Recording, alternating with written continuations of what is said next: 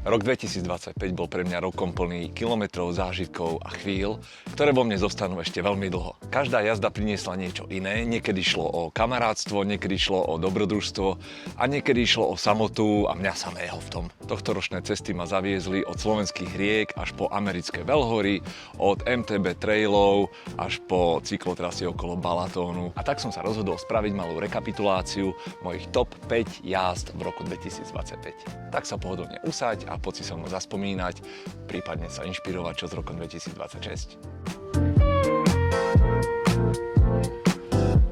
Na 5. mieste v rebríčku najlepších jazd za rok 2025 sa umiestňuje jazda z Bratislavy do Brna, ktorú sme absolvovali spoločne s Michalom. Bol to výlet, na ktorý som sa tešil už dlhšie. Plán bol jednoduchý, spojiť dve mestá cez dve krajiny, bez stresu a s chuťou objavovať. Vyrazili sme skoro ráno z Bratislavy, smer Rakúsko. Už po pár kilometroch sa všetko spomalilo, nie kvôli únave, ale preto, že tá rakúska krajina si proste pýta svoj čas. Rovinaté cesty, čisté dedinky, zelené lúky a všade ten poriadok, ktorý rakúske dediny dokážu len mať. Zastavili sme sa pri starom zámku, dali si rakúske pivo a chvíľu len tak sedeli v tieni stromov bez honu.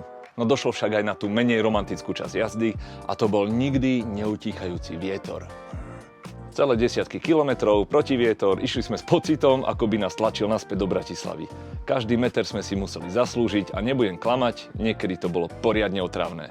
Ale zároveň to bol moment, ktorý robí tieto cyklovýlety nezabudnutelné. Musíš sa trošku potrápiť, aby si mohol vážiť cieľ. Prešli sme aj celú vinohradnícku oblasť Pálavy z Mikulova až na druhú stranu k tým vodným nádržiam a to bolo veľmi pekné. A celkovo to bol taký dobrý výlet na mix športu a vína a zábavy. A samozrejme aj historických pamiatok. Tie 2 dni mali v sebe všetko. Dobrý protivietor, dobré výhľady, dobrú jazdu, dobré pivo, ale hlavne slobodu, ktorá sa dá zažiť iba na 2 kolesách. Nie na motorke, na bajku.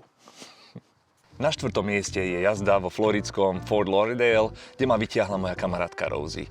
Bola to presne taká južanská kombinácia piva, srandy, výletu, bicyklovania a hlavne vyškerených usmiatých ľudí. To mám rád. Vlastne to nebola ani jazda ako taká, skôr to bola party na kolesách. Zišla sa tam partia známych, aj úplne nových ľudí a všetci boli v pohode, každý so svojím štýlom, svojím bicyklom, no s rovnakým nadšením. Keď sme sa rozjazdili ulicami Fort Lauderdale, celé mesto akoby ožilo. Auta trúbili, ale nie nahnevanie, skôr tak povzbudzujúco. Všade bolo svetlo, bicykle mali také kreatívne osvetlenia, blikátka, neónové pásky. Vyzeralo to, ako by sa po meste presúval jeden veľký svetelný had. Bolo to jedno z tých podujatí, kde sa cítiš, že si súčasťou niečoho väčšieho. Nejakej komunity, ktorá miluje bicyklovanie. Jednoducho dokonalý večer von. 3. miesto v tomto rebríčku patrí mojej spoločnej jazde s kamarátom Paulom v Národnom parku Pisgah v Severnej Caroline. Táto jazda, ktorá bola dosť drsná pre neskúsených ľudí, bola súčasťou nášho trojdňového výletu. Začali sme pristátím v meste Asheville, mesta, ktoré má svoj jedinečný vibe.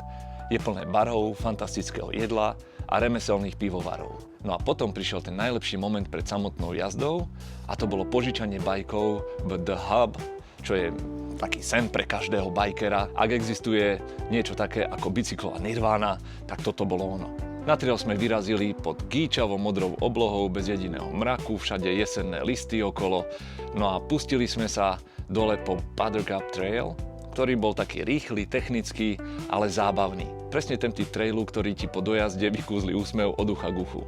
No a na záver dňa nás čakalo jedlo ako odmena, obrovská kopa nachos, ktorú som trávil potom asi ešte 3 dní, ale ak sa vám páčia tieto moje bicyklové príhody, tak si môžete pozrieť komplet celé rozhovory, ktoré ste videli v dnešnom videu na mojom Hero, kde zvyknem zverejňovať takéto bonusové obsahy a momenty, ktoré sa do YouTube videí nezmestili. Tak budem rád, keď si na to kliknete. Dík. Na 2. mieste je 4-dňová jazda okolo maďarského jazera Balatón. Tento výlet mal úplne inú atmosféru, takú pokojnejšiu, pomalšiu a hlavne rodinnú. Šli sme spolu s Adinou a jej rodičmi, Ferkom a Ivetkou a už od začiatku bolo jasné, že to bude kombinácia dovolenky, oddychu a cyklozážitku v jednom. Celý Balatón je raj pre cyklistov. Široké a perfektne vybudované cyklotrasy, vyznačený každý kilometer a všade cíti ten prímorský vibe, aj keď je to uprostred Maďarska. Vôňa vody, plachetnice na horizonte, malé pláže a bufety s langošom a gulášom, ktoré človeka automaticky prenesú do detstva. Samozrejme nechýbalo ani niečo na zahriatie. Od pána domáceho v našom Airbnb sme museli prijať 2 povinné panáky slivovice. Nedal nám veľmi na výber, ale bolo to Každý deň priniesol niečo nové. Zaujímavé ubytovania, malé prístavy, západy slnka nad vodou a stále ten pocit dobrodružstva spojený s pohodou. Ale najviac zo všetkého som obdivoval moju crew, ich odhodlanie, výdrž a hlavne dobrú náladu. Na tom bicykli proste zdieľaš tú cestu s tými ostatnými ľuďmi a musíš sa troška hecnúť, niekedy už nevládzeš a navzájom sa podporujete a je to také, že je to proste sranda. Zostala by som možno o deň dlhšie.